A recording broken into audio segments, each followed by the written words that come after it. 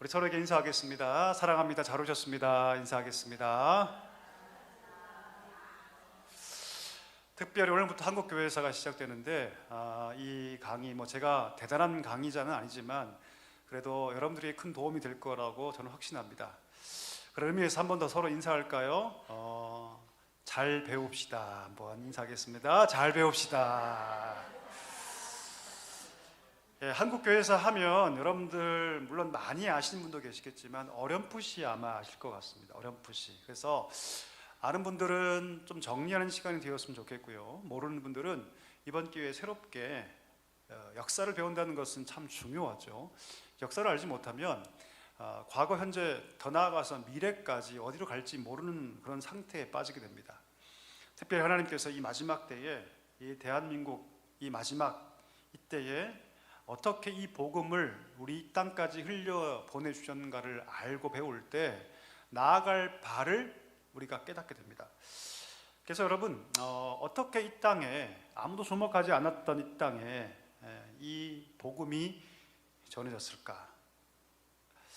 그리고 이 복음이 어떻게 이 민족과 문화에 영향을 끼칠 수 있었을까? 여러분, 복음이라는 것은 단지 사변적으로 우리 머릿속에만 있는 게 아닙니다. 복음은 뭡니까 여러분? 능력이죠. 먼저 그 사람의 개인을 변화시키고 더 나아가서 그 삶을 변화시키는 능력이 복음 안에 있습니다. 여러분 믿으시죠? 예, 아멘. 그래서 여러분 이 기독교 역사를 배우면 어떻게 하나님께서 이 복음을 흘려 보내주셨고 더 나아가서 그 복음이 어떻게 우리 삶의 현장에 영향을 끼쳐서 변화될 수 있었는가를 볼 수 있습니다. 그래서 여러분 한국교회 이렇게 정의할 수 있습니다. 한국교회사를. 한국교회사는 한국에서 이루어진 하나님 나라의 역사다. 그렇죠? 여러분 기독교 신앙에서 하나님 나라는 여러분 하나님의 통치를 의미합니다. 통치. 하나님의 주권이 실행되는 통치. 과거의 우상에 매여 있던 헛된 것에 매여 있던 이 조선 땅에 어떻게 하나님의 통치가 실현되고 더 나아가서 그것이 이 땅에 가지고 있던 고유의 문화, 신앙 이런 것들을 어떻게 조화를 이루면서 지금까지 올 수 있었는가를 한국교회사를 통해서 우리가 볼 수 있게 되는 것이죠. 우리가 보통 교회사 그러면 여러분 좀 마음이 급해서 조금 빨리 진행합니다. 할 게 많습니다. 보통 우리가 한국 교회사를 얘기할 때 우리가 알고 있는 언더우드 아펜젤러 혹은 토마스 선교사, 알렌 등등 다 이런 선교사들은요 복음이 나아가는 방향을 크게 예루살렘을 중심으로 해서 동진과 서진으로 볼 수 있어요. 동진이 뭐냐면 동쪽으로 계속 가는 거, 서진은 뭡니까? 서쪽으로 계속 가는 거. 근데 우리가 영향을 받았던 대부분의 선교사들은요 제가 지금 적어 있지만 동진의 결과물입니다. 자, 동진 한번 볼까요? 복음에는 여러분 두 가지 전진 방향이 있습니다. 근데 우리가 알고 있는 보통 복음의 전진 방향은 서진이에요. 동진입니다. 자, 그래서 여러분 이 동진은 우리가 알고 있는 안디옥이 그 당시 선교의 기지였거든요. 그 안디옥부터 에베소, 고린도 그리고 나중에 로마의 시대를 거쳐서 그 로마의 영향권 안에서 서유럽 쪽으로 복음이 확산되어 나아가죠. 결정적으로 우리가 알 곳이 1517년 비텐베르크 성당에 종교개혁의 깃발을 높이 들었던 95개조의 반박문 루터가 뿐만 아니라 스위스, 쯔빙글리 들어보셨죠? 프랑스 스위스에 우리가 아는 칼뱅 같은 사람들이 종교개혁의 깃발을 확 높이 듭니다. 그래서 여러분 이 개신교도들이 확 퍼져가기 시작하죠. 종교개혁이 일어나죠. 천년의 중세의 역사를 멈추고 이제 진정한 복음의 깃발을 확 높이 들기 시작합니다. 그렇게 해서 결국 16세기 말까지 16세기 말에 미국의 복음의 물줄기에 흘러 들어가고 결국 19세기 말에 대한민국까지 오게 됩니다. 여러분 우리나라에 많은 선교사들이 와요. 그 중에서 65%가 다 미국 선교사들입니다. 몇 프로가 여러분? 몇 프로가요? 65%. 그러니까 전체 우리나라에 캐나다, 호주, 또 미국 온갖 곳에서 선교사가 들어오는데 나중에 보겠지만 그 중에서 65%가 어느 나라였다? 미국에서 우리나라의 기독교는요, 미국의 영향을 굉장히 많이 받습니다. 자, 이 흐름을 여러분, 서진입니다. 제가 잘못 썼네요. 서진. 그러니까 우리가 지도를 딱 놓고 보면 서쪽으로 계속 가는 서진이 되고, 자, 동진이 있습니다. 제가 잘못 적었는데요, PPT에. 자, 동진도 있습니다. 복음이 여러분 서진만 있지 않아요. 동진도 있습니다. 근데 동진은 역사적으로 많이 정리되어 있지 못합니다. 그래서 이 동진을 우리가 보통 익명의 그리스도인들에 의해서 이루어졌다라고 보통 우리가 얘기를 하죠. 사도행전 8장 4절에 보니까 예루살렘에 큰 박해가 일어납니다. 그래서 그 박해를 피해서 사람들이 다 흩어지죠. 자, 그 중에 누가 있냐면 도마라는 사람이 있습니다. 도마 들어보셨죠? 예수님께서 부활하신 다음에 그 부활에 믿지 못해서 예수님의 손가락 바닥과 옆구리를 손 넣어서 확인해 봤던 의심 많은 제자 도마. 그 도마가 성령의 임재를 경험하고 이 사도행전 8장의 예루살렘의 박해를 피해서 그가 나아가기 시작하는데, 이 도마가 대표적으로 복음의 동진을 했던 사람입니다. 그가 어디까지 가냐면 시리아와 인도와 어디까지? 중국까지. 이따 보겠지만 여러분, 이 도마의 흔적이 우리나라에도 있습니다. 우리나라에도. 그만큼 여러분, 우리가 알지 못하지만 우리는 미국의 영향을 많이 받았기 때문에 복음의 서진의 결과물이긴 하지만, 그러나 우리나라 안에도 동진의 결과물이 있다 없다? 있다는 거예요. 있습니다. 자, 그러면 이 복음의 동진은 무엇을 타고 왔을까?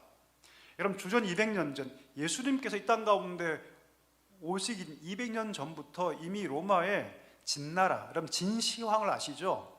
물론 진나라가 15년밖에 이루어지지 않습니다. 짧은 기간 동안에 이루어진 국가지만 어쨌든 간에 그 진나라가 로마까지 알려져 있었거든요. 자, 진나라 다음이 밑에 있지만 진나라 다음이 어떤 나라입니까? 유방이라는 사람을 통해서 한 나라가 세워지죠. 다 배우신 것 옛날에 배웠잖아요, 여러분 학교에서. 그렇죠? 한 나라가 세워지는데 이 한 나라 때 어떤 도로가 만들어지냐면 실크로드가 만들어집니다. 들어보셨죠, 여러분? 실크로드. 실크로드가 뭡니까? 중국과 유럽을 잇는 길이에요. 육상만 있는 것이 아니면 해상도 있습니다. 중국 기점으로 북쪽 가운데 중국 하부까지 또 해상까지 이루어지는 이 실크로드가 개발됩니다. 보통 중국에 있는 비단 혹은 이런 것들이 넘어가죠. 그리고 인도나 그 당시 로마, 거기서 무기도 가지고 오고 향신료도 가지고 오고 수많은 교역들이 이루어지는데, 그때 뭐가 왔다? 종교가 옵니다. 종교가. 불교, 대표적으로 인도로부터 불교가 들어오죠. 그래서 우리나라에 혹은 중국에 멀리 일본까지 불교가 들어오죠. 자, 그때 복음도 함께 들어오게 됩니다. 그래서 여러분, 이 실크로드는요 굉장히 복음이 흘러오는 가장 중요한 통로였다라고 우리가 알 수 있습니다. 자, 그 중에 대표적인 게 뭐냐면 경교라는 거예요. 경교. 왜 목사님 한국 교회를 하면서 이상한 얘기를 하십니까? 제가 이 얘기를 왜 하냐면 여러분, 이 흐름을 알아야지만, 우리가 보통 서진을 얘기하는데 우리가 서진을 배우기에 앞서서 복음의 동진을 이해해야지만 하나님의 큰 구원의 그림을 이해할 수가 있어요. 잘 따라오고 계시죠, 여러분? 제가 첫 시간은 1시간만 복음의 동진, 우리나라까지 이어진 복음의 동진을 제가 지금 설명드리는 거예요. 실크로드를 통해서 그 복음이 우리나라까지 왔다.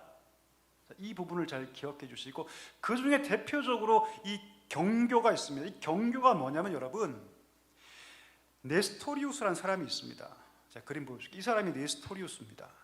잘 보이시나요? 수염이 멋지게 길러진 사람이죠. 이 사람이 원래 수도사예요. 아주 대단한 학식자입니다.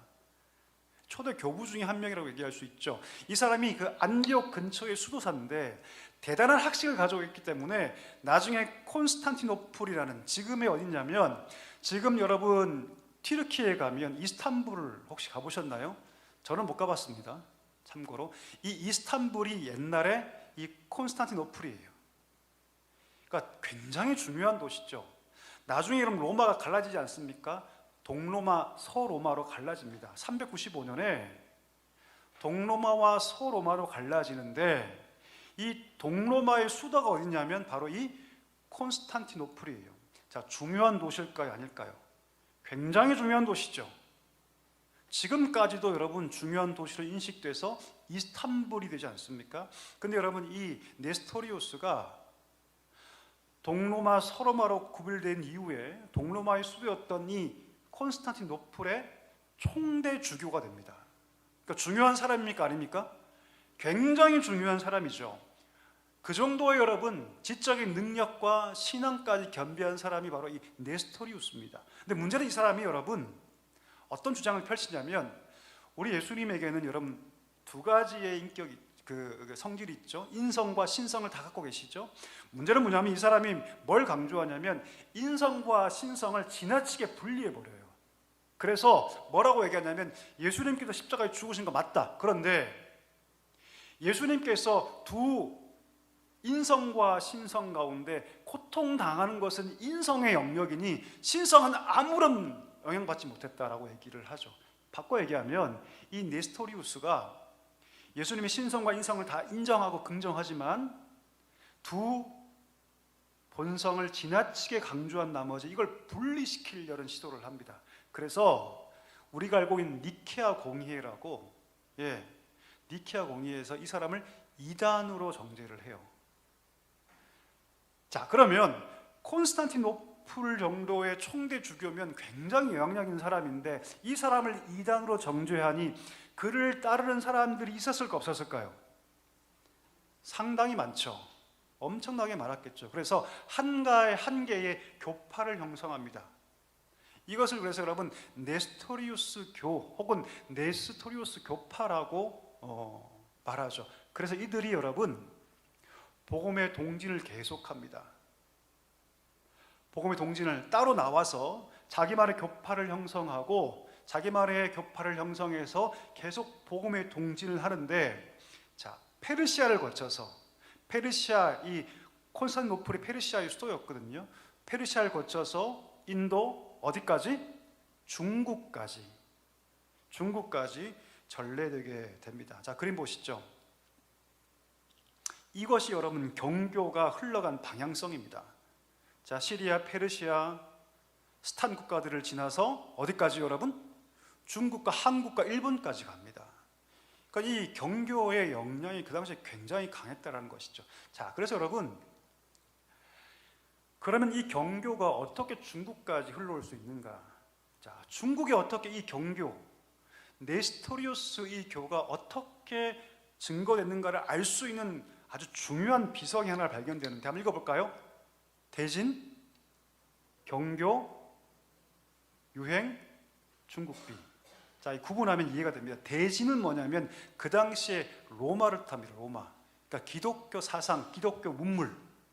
이걸 대진이라고 했어요. 경교는 말 그대로 경교입니다. 경교가 무슨 뜻인지 제가 밑에 적어놨죠. 태양처럼 빛나는 종교라는 뜻에서 경교라고 합니다. 그러니까 대진, 로마를 필두로 하는 기독교 모든 문명을 대진이라고 그랬거든요.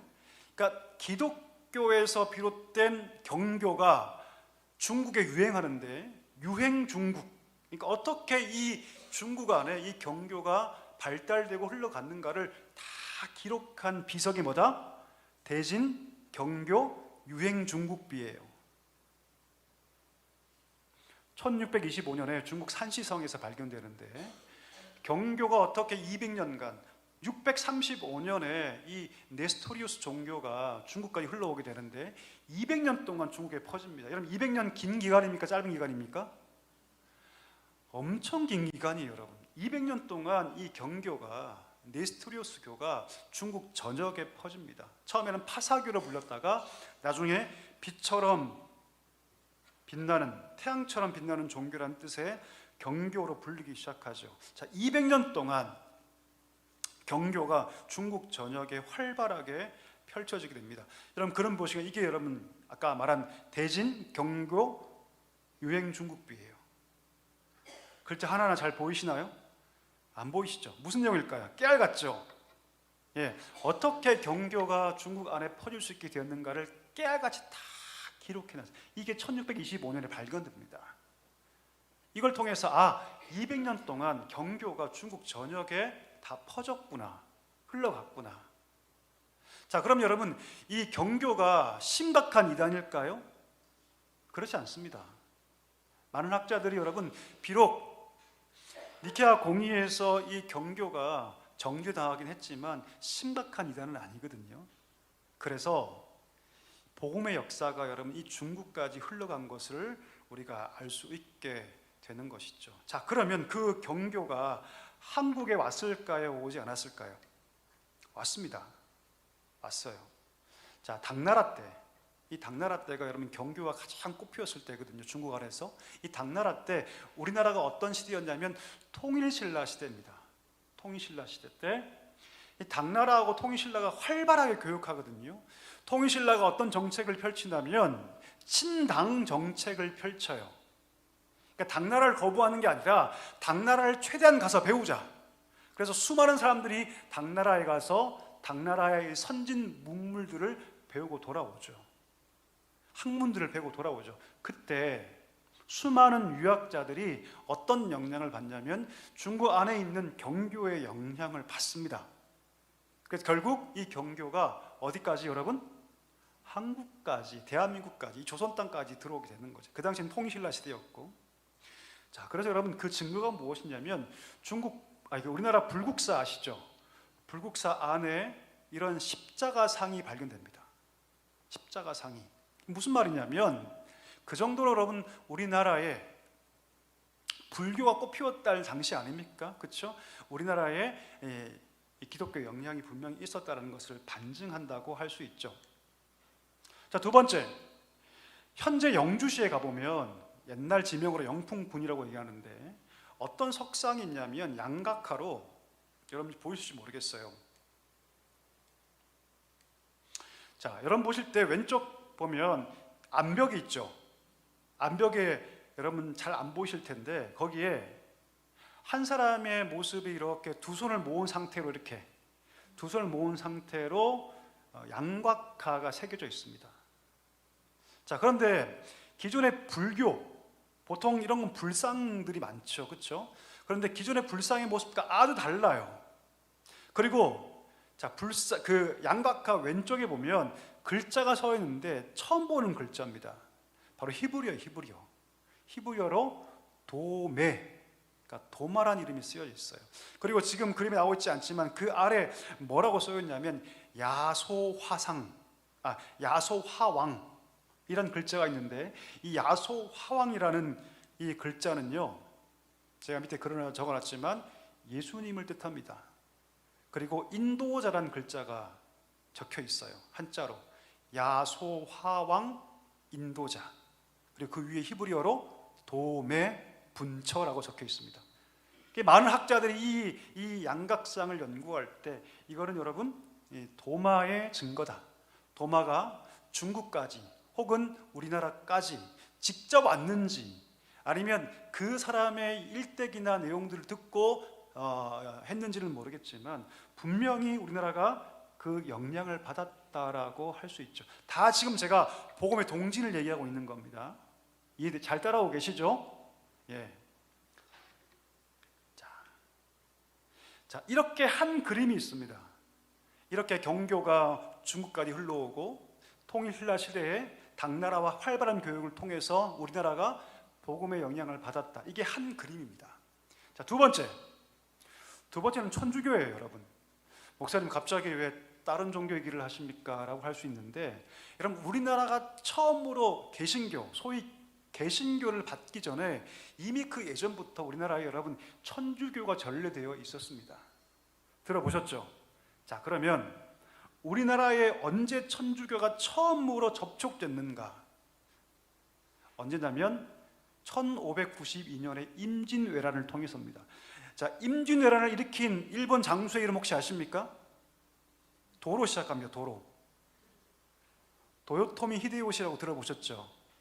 이 도요토미 히데요시가 명나라를 침략하기 위해서 조선을 지나가야 되는데 우리가 길을 안 비켜줘요. 그래서 에라 모르겠다 침략해버리자 해가지고 여러분 20만 명을 데리고 조선 땅에 침략해 들어옵니다. 자, 그때 그 20만 명의 조선을 침공한 왜군 가운데 대략 2,000명 정도가 이미 천주교도들이 있었어요. 천주교도들이 있었어요. 자, 그러면 일본에 어떻게 천주교도가 있었는가? 이미 그 옛날에 1592년 그때 어떻게 일본이 천주교도가 있었는가? 라고 봤더니 가톨릭의 예수의 사자들이, 선교사들이 이미 아시아로 그 옛날부터 실크로드를 타고 엄청나게 진출해 있었거든요. 특별히 자비에르라는 사람이 여러분 일본 선교사로 파송돼서 16세기에 이미 일본 안에 천주교가 소개되고 왕성하게 천주교가 퍼져가고 있었습니다. 그래서 일본 왜군 안에 2,000명 정도가 천주교도가 있었죠. 자, 그 가운데서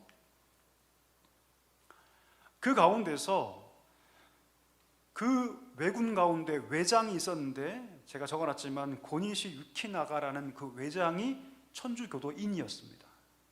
예, 세례명이 뭐냐면 아우구스티누스라는 세례명을 가진 외장 고니시 유키나가가 지금 왜군 가운데 한 2,000명이 지금 비록 전쟁 때문에 왔지만 이 사람들의 신앙을 위해서 일본 예수회 신부를 파견하라고 요청을 합니다. 그래서 일본 예수회에서 신부를 파견하는데 그게 누구냐면 세스페데스라는 신부가 파견됩니다. 그리고 7년간 전쟁이 이루어지죠. 우리가 알듯이 7년간 전쟁이 이루어집니다. 그 7년간 전쟁하면서 이 세스페데스 신부가 조선 땅 안에서 포교 활동을 해요. 천주교를 퍼뜨립니다. 또 여러분 7년 전쟁 가운데 일본 사람들이 우리나라에 유능한 사람 다 끌고 들어가죠. 대표적으로 누굴 끌고 들어가면 도공들, 도자기 만든 사람들. 일본이 굉장히 도자기가 발달한 이유가 누구 때문입니까? 우리나라 때문이에요. 여러분, 우리나라 때문에. 도공들뿐 아니라 화가들, 예술가들 다 끌고 들어갑니다. 그들이 가서 일본 땅에 끌려가서 포로죠. 쉽게 말하면 소위 기능인들이 끌려가서 거기서 천주교에 입교한 사람들이 굉장히 많았습니다. 여러분 생각해 볼까요? 내가 포로로 끌려갔어요. 아무도 날 도와주지 않아요. 그럼 신앙이 커질까요? 작아질까요? 커지죠. 일본의 종교를 받을 수는 없어요. 그래서 천주교를 많은 자들이 입교하게 됩니다. 그리고 그들이 나중에 상당수는 돌아오게 되죠. 자, 그들을 통해서 이 조선 땅 안에 천주교가 확산되게 됩니다. 자, 여러분 하멜 표류기라는 말 들어보셨습니까? 한 번 좀 들어보셨죠? 하멜 표류기. 자, 하멜이 어느 나라 사람입니까? 미국 사람? 아니요. 일본 사람? 아니요. 프랑스? 아닙니다. 네덜란드 사람입니다. 네덜란드의 해군 장교죠. 이 사람이 여러분 일본 근해를 탐사차 왔다가 큰 풍랑을 만나서 배가 좌초되죠. 그리고 그 배가 어디로 오냐면 저기 부산 쪽으로 좌초되게 됩니다. 키도 크고 머리 노랗고 이런 사람들이 여러 명이 수십 명이 있으니까 그들을 다 생포하죠. 그리고 그 당시 누가 그 사람들을 신문하냐면 제가 지금 적어놨죠. 여러분 제주 목사 이원진이라는 사람이 이 하멜과 그의 선원들을 신문하는데 뭐라고 물어보냐면 책을 읽어보니까 당신들은 서양의 기리시단인가? 라고 물어봐요. 이 기리시단이 뭐냐면 그리스도인인가라는 물어봅니다. 기리시단은 여러분 이 발음 그대로를 일본 표기한 거거든요. 이게 무슨 말일까요? 1653년이면 이미 오래 시간이 지난 거예요. 그렇죠? 그런데 제주 목사 이원진이 이 하멜에게 당신들 그리스도인들이야? 라고 물어봤다는 건 무슨 뜻입니까?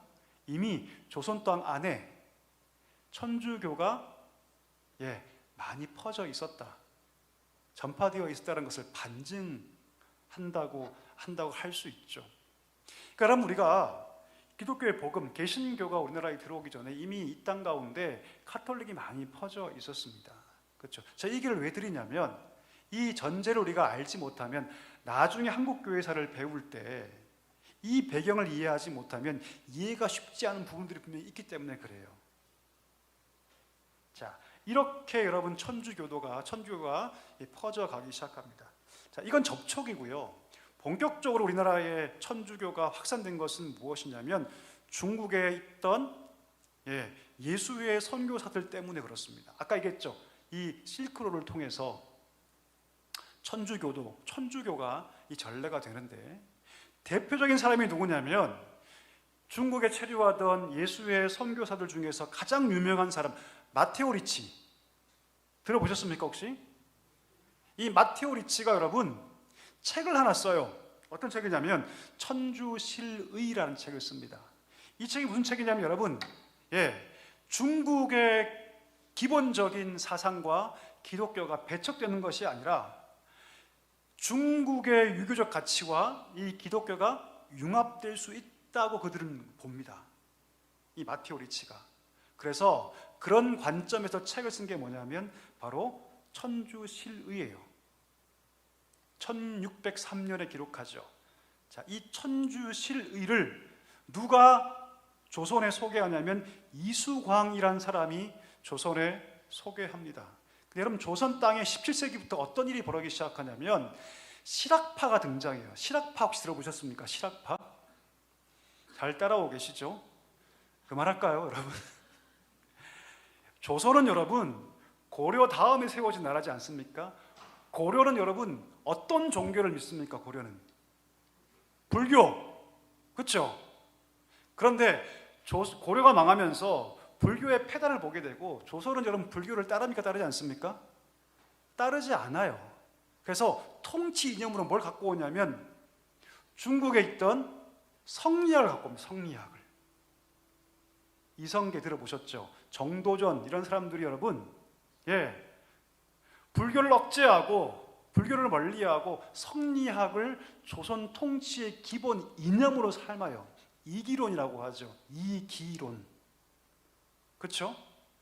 그리고 기본적으로 이 성리학은 여러분 사람이 하늘로부터 주어진 모든 기본적인 성품과 계급이 있다라고 얘기해요. 그래서 계급을 주장하죠. 왕부터 천민까지.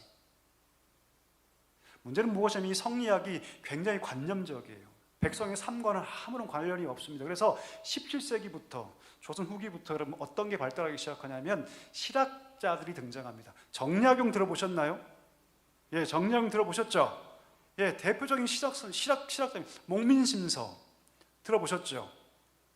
실학자들이 이 서학이라는 이름으로 이 천주교를 갖고 들어옵니다. 처음에 여러분 천주교가 우리나라 들어올 때 학문의 이름으로 들어옵니다. 학문의 이름으로. 종교 이름이 아니라 학문의 이름으로. 서학이라는 학문의 이름으로 가지고 들어오는데, 그 중에 대표적인 사람이 누구냐면 이 사람이에요. 이승훈이라는 사람이 여러분 이 천주교에 완전히 빠집니다. 이 사람이 실학자거든요. 실학자. 자기 아버지가 누구였냐면 중국의 지금 따지면 외교관이었어요. 아버지를 따라서 이가 조선 땅에서 이 천주실의를 중심으로 해서 천주교에 깊이 매료되고, 그가 아버지를 따라서 북경 베이징에 가서 가장 최초로 선교사 그라몽에게 영세를 받습니다. 이때가 언제냐면 1784년. 그러니까 천주교에서 가장 먼저 영세를 받은 사람이 누구냐면 이승훈이에요. 이승훈. 나중에 이승훈이 다시 북경에서 돌아와서 서울 명례동의 김범우란 이 실학자거든요. 란 집에서 최초의 몸을 가지는데, 이때는 학문적인 목적으로 모이는 것이 아니라 종교적인 목적으로 모입니다. 최초의 예배를 드려요. 천주교 예배. 이때가 언제냐면 1784년이에요. 자, 1200년 후에 1984년에 그래서 여러분 제가 거기 종이에 적어놨죠. 교황이 오죠. 그렇죠? 왜 올까요? 이때를 우리나라의 천주교의 시작으로 잡습니다. 이승훈이가 북경에 가서 영세를 받고 돌아와서 명례동의 김범우 집에서 최초로 학문적 목적이 아니라 종교적 목적, 다시 말하면 예배를 목적으로 모인 그 시작, 이것을 한국 천주교의 기원으로 잡습니다. 그래서 200년을 기념해서 교황이 우리나라에 방문을 하기도 했죠. 나중에 그러면 여러분 천주교가 우리나라와 함께 갈 수 있었을까요? 아니요, 그렇지 않습니다. 천주교의 기본적인 사상은 조상을 숭배하는 그런 우리나라의 사상과 정반대의 길을 갈 수밖에 없죠. 그래서 우리가 알고 있는 5번의 심각한 천주교 박해 사건이 벌어지죠. 신해, 신유, 기해, 병호, 병인, 이 5가의 이 박해 사건이 천주교 안에서 벌어지게 됩니다. 이런 일련의 흐름 가운데 뭐가 지금 들어오기 시작합니까? 복음이 들어오기 시작해요. 이 일련의 흐름 가운데 복음이 들어오기 시작하는 이 흐름을 이해하는 상태에서 우리가 이 복음의 한국, 이 조선 땅의 유입을 볼 수 있어야 한다는 것입니다. 다 끝났습니다. 오늘 복음의 동진에 대해서 말씀드렸어요. 정리할까요? 정리해 볼까요? 아까 말한 것처럼 복음은 서진만 있지 않습니다. 익명의 그리스도인들, 대표적으로 누가? 도마가 여러분 인도 거쳐서 중국까지, 그렇죠? 더 나아가 한국까지도 영향을 끼칩니다. 경교 기억나시죠? 네스토리우스, 그가 계속 동진하여 나중에 일본까지 영향을 끼치게 되는 것이죠. 그 영향이 당나라 때 우리나라가 그걸 그대로 영향을 받게 되죠. 그게 한 축이었고요. 두 번째, 카톨릭 최초의 접촉이 언제였다? 임진왜란, 그렇죠? 20만 명의 군사 가운데 2,000명 정도가 있었고, 그 외장이 일본 예수에게 신부를 요청하여 와서 7년 동안 그가 포교 활동을 했고, 본격적으로 한 것은 무엇이냐면 우리나라 조선 후기의 실학자들을 통해서, 이미 중국에는 여러분 천주교가 많이 왕성하게 퍼져 있었고, 마테오 리치가 쓴 천주시리를 통해서 천주교가 소개되고 실학자를 중심으로 우리나라에 이 천주교가 퍼지기 시작하고, 대표적인 인물이 누구였다? 이승훈, 정려용 말고 이승훈. 이 사람이 여러분 아버지, 외교관이었던 아버지를 따라 몰래 북경에 함께 가서 아까 말한 선교사에게 영세를 처음 받고 돌아와서 명례동의 김범우 집에서 첫 번째 종교적 목적으로 모임을 가진 것이, 이것이 한국 천주교의 기원이었다. 1784년. 하지만 천주교와 한국의 종교, 한국의 정치는 함께 갈 수 없었습니다. 거기까지 말씀을 안 드릴게요. 5번의 심각한 박해 사건이 벌어지죠. 그 박해 사건이 끝날 때쯤에 여전히 천주교에 대해서 조선 땅 전체에 아주 심각한 거부감이 있는 상태에서 개신교, 복음의 물줄기가 들어오기 시작했다. 이것을 여러분 이해할 필요가 있습니다. 오늘 여기까지 하겠습니다. 잘 이해가 되십니까, 여러분? 다음 주부터 본격적으로 이제 우리가 시작할 텐데, 오늘은 그 뒷배경, 기본적인 배경을 설명해 드린 겁니다. 이 부분을 이해해야지만 나중에 우리가 한국교회사를 할 때 어떤 부분에서 분명히 이해할 수 있는 부분이 있습니다. 그러니까 이 부분을 잘 오늘 이해하고, 다음 주부터는 복음의 서진에 대해서, 우리가 알고 있는 안디옥과 에베소와 등등 로마와 미국과 우리나라까지 어떻게 복음의 서진이 이루어졌는가를 하나하나 살펴봤으면 좋겠습니다. 오늘 어떠셨나요? 잘 따라오시나요? 좀 어렵나요? 어려우신가요? 제가 최대한 쉽게 하려고 지금 하고 있는 겁니다, 여러분. 잘 따라오시길 바라고요. 아마 역사를 배운다는 것이 재밌기도 하지만 어렵기도 하기 때문에 잘 집중해 잘 따라오시면 좋겠다고 생각합니다. 오늘 복음의 동진에 대해서, 복음의 동진 더 이상 하지 않습니다, 여러분. 다음 주부터는 복음의 서진, 우리가 알고 있는 안디옥을 중심으로 한 복음의 서진, 그 복음의 서진의 결과로서 어떻게 한국의 개신교 선교사들이 들어올 수 있는가, 그 과정에 대해서 다음 주부터 하나하나 우리 살펴보겠습니다.